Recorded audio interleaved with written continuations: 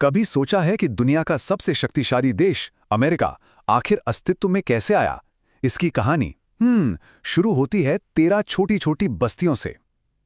ये बस्तियां ब्रिटिश राज के अधीन थीं और इन सब ने मिलकर पता है क्या किया? न सिर्फ अपना बल्कि पूरी दुनिया का नक्शा हमेशा हमेशा के लिए बदल दिया। देखिए, ये सिर्फ तोपों और तलवारों की लड़ाई नहीं थी। बिल्कुल नहीं। ये थी विचारों की लड़ाई। और सवाल यही है, क्या आज़ादी का सिर्फ एक आइडिया, एक छोटी सी चिंगारी वाकई इतने बड़े साम्राज्य को जलाकर राख कर सकती है? चलिए पता लगाते हैं। तो चलिए इस कहानी की बिल्कुल जड़ तक चलते हैं। इस क्रांति के बीज पता है कहाँ बोए गए थे? एक बहुत बड़े युद्ध की राख में।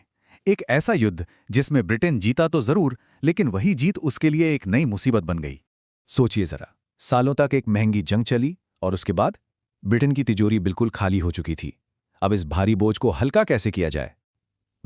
सम्राट की नजर पड़ी अपनी अमीर अमेरिकी कॉलोनियों पर, और बस यहीं से शुरू हुआ नए नए टैक्स का वो सिलसिला जिसने धीरे धीरे असंतोष की आग को हवा देना शुरू कर दिया। और यहीं से गूंजा वो नारा जिसने क्रांति को जन्म दिया। देखिए, ये सिर्फ पैसे की बात नहीं थी। नहीं, ये थी आत्मसम्मान की लड़ाई। सवाल बहुत आसान सा था, क्या उन लोगों को हम पर टैक्स लगाने का हक है जिनकी संसद में हमारी आवाज सुनने वाला कोई है ही नहीं? और उस जमाने के लिए ये एक बहुत ही क्रांतिकारी विचार था। लेकिन ये जो असंतोष था ना, ये सिर्फ नारों और बहसों तक रुका नहीं। बहुत जल्दी जो गुस्सा दिलों में सुलग रहा था, वो अब सड़कों पर उतर आया। साल था 1770।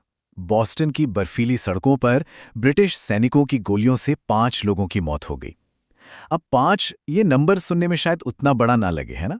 लेकिन इस एक घटना ने पूरे महाद्वीप में गुस्से की ऐसी आग भड़काई कि अब ये कोई मामूली विरोध नहीं रह गया था।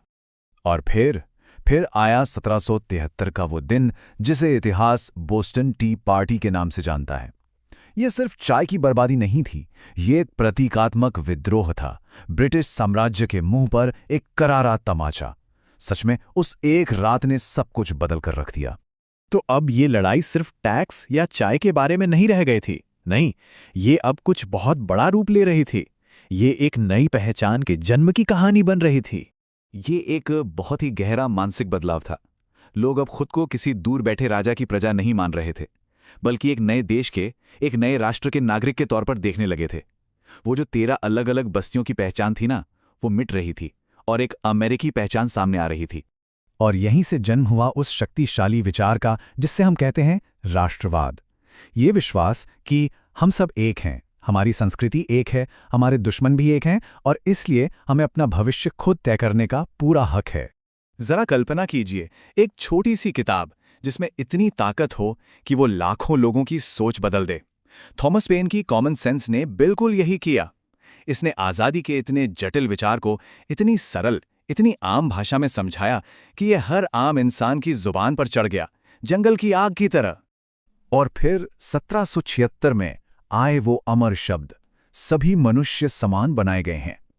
सोच के देखिए, उस जमाने के लिए ये कितना बड़ा, कितना क्रांतिकारी ऐलान था। इस एक लाइन ने एक ऐसी दुनिया की नींव रखी जहां किसी को भी जन्म से ही श्रेष्ठ नहीं माना जाता था। अब ये सिर्फ विरोध नहीं था, ये आजादी की जंग थी। शब्दों का समय अब खत्म हो चुका था। अब बारी थी कार्रवाई की, उन ऊंचे आदर्शों को खून और पसीने से सच साबित करने की। और ये कोई आसान काम बिल्कुल नहीं था। सोच के देखिए, जनरल जॉर्ज वॉशिंगटन के सामने एक चुनौती थी, किसानों, मजदूरों और व्यापारियों की एक भीड़ को एक ऐसी फौज में बदलना जो दुनिया की सबसे ताकतवर सेना का मुकाबला कर सके। उनकी लीडरशिप ही थी जिसने इस बिखरी हुई ताकत को एक साथ लाया। युद्ध का पासा वो पलटा साराटोगा की लड़ाई में। इस एक जीत ने फ्रांस को यकीन दिला दिया कि हां, अमेरिकी ये जंग जीत सकते हैं। और जैसे ही फ्रांस उनके साथ आया, पलड़ा पूरी तरह से अमेरिका की तरफ झुक गया। और आखिरकार यॉर्कटाउन में ब्रिटिश सेना के सरेंडर के साथ ही आज़ादी का सूरज उदय हुआ। तो इस सब का मतलब क्या था? इस क्रांति की जीत का जश्न सिर्फ अमेरिका में नहीं मनाया गया, बिल्कुल नहीं। इसकी गूंज पूरी दुनिया में सुनाई दी। इस क्रांति की विरासत, इसकी लेगेसी आज भी जिंदा है। इसी ने दुनिया को पहला आधुनिक लिखित संविधान दिया। इसी से प्रेरित होकर फ्रांसीसी क्रांति हुई। और इसने दुनिया भर के स्वतंत्रता सेनानियों को, जिसमें हमारे अपने देश भारत के नेता भी शामिल थे, उन्हें यह दिखाया कि अगर लोग एकजुट हो जाए ना, तो वो सबसे बड़े साम्राज्य को भी घुटनों पर ला सकते हैं। तो हम वापस उसी सवाल पर आते हैं, एक विचार आखिर कितना शक्तिशाली हो सकता है? ये कहानी हमें बताती है कि एक अकेला विचार, एक सही आवाज वाकई पूरी दुनिया बदल सकती है। आजादी का विचार कितना ताकतवर हो सकता है? इतिहास गवाह है, इसकी कोई सीमा नहीं है।